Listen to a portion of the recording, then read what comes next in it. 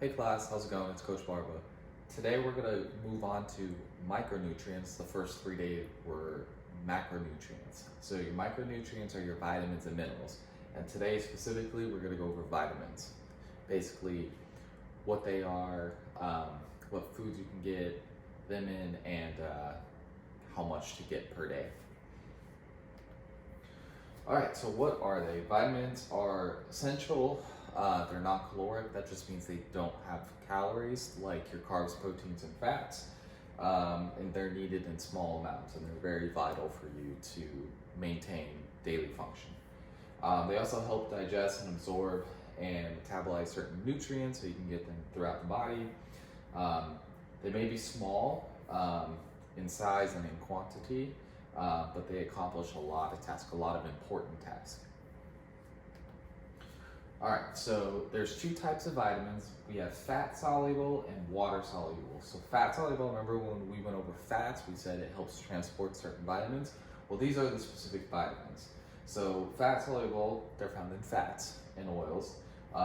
They're mainly stored in the liver and fatty tissue and fat as well.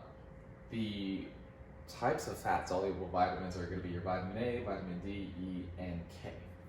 As for water soluble, they're found in most foods, but the main difference is that they're easily absorbed and excreted. So your body uses it up right away, and then whatever it doesn't need, it just kind of flushes out. And so those are going to be all of your B vitamins, B6, B12, riboflavin, thiamine, all that stuff, and then vitamin C as well. So the two we're going to go over is vitamin A and vitamin C. So we have one vitamin from each category.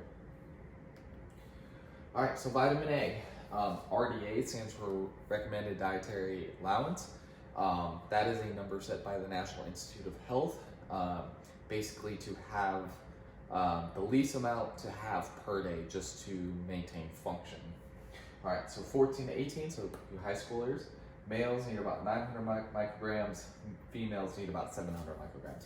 So remember, that's the base that you need. And so vitamin A you can actually see on most nutrition labels. And those of you who downloaded the app, if you've already put food in, you can see that vitamin A is one of the things that it tracks as well.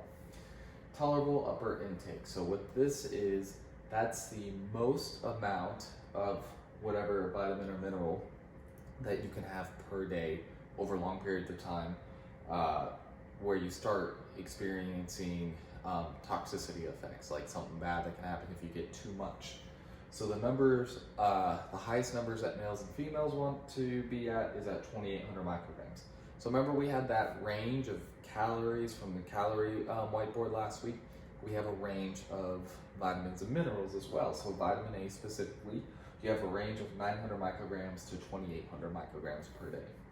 All right, and then some of the functions it does. It mainly helps with vision, with eyesight, and then bone and tooth growth, okay? All right, so the deficiencies and toxicities, or what happens if you get too little and too much. So, like I said, deficiency, loss of eyesight or night blindness, which makes sense. If it helps with vision, you don't get enough, it can make your vision go a little bit bad.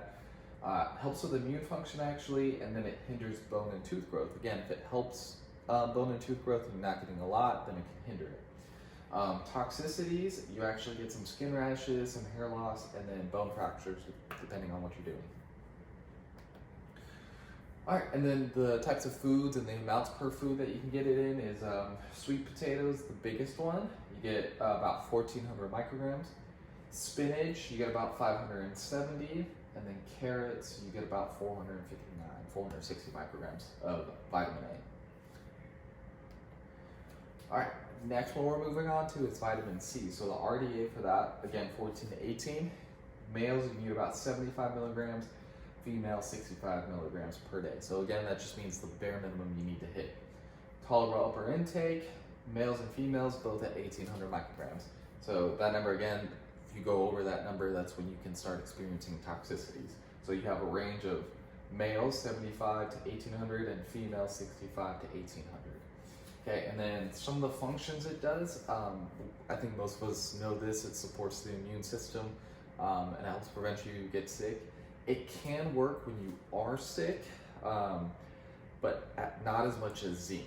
Zinc is actually very important when you are starting to get sick and when you were sick, but that's a video for another day. It also plays a minor role in strengthening the blood vessel walls. Okay, and then some of the deficiencies and toxicities, scurvy. You guys probably heard about this in history class with pirates back in the day. They didn't have enough vitamin C, so scurvy that they got. So that's just gum disease. Fatigue, so you can feel really tired, and then frequent infections, which makes sense if it helps support the immune system and your immune system's not strong enough, which makes sense you can get sicker a lot more often. As for toxicities, what happens if you get too much? You can actually feel nauseous, even feel some abdominal cramps, and then even get some rashes as well. Yeah, and then also the toxicity for vitamin A, one of them was rashes as well, skin rashes. So that's at the point where you need to look at your foods and see if you're getting too much or too little of, or if you're getting too much of food that have vitamin A or too much food from vitamin C, since both the toxicities can be rashes, so be careful with that. All right, and then the foods and the amounts for foods for vitamin C. Red peppers are going to be the highest one. You get green peppers, yellow peppers, you get them as well, but just not as high as red peppers. You get about 95 milligrams. Orange, one medium orange, you get 70 milligrams, and then strawberry, 49 milligrams. So these all numbers are coming from the National Institute of Health. If you don't like some of these foods, you can go on their website and see what other foods have high sources of vitamin C. Me specifically, I'm not a fan of strawberries. However, broccoli has some good amount of vitamin C as well, so I'll implement broccoli or something into my diet.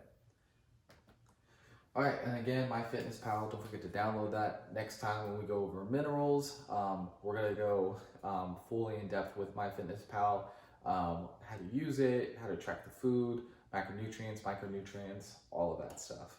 All right, thank you guys, hope you enjoyed.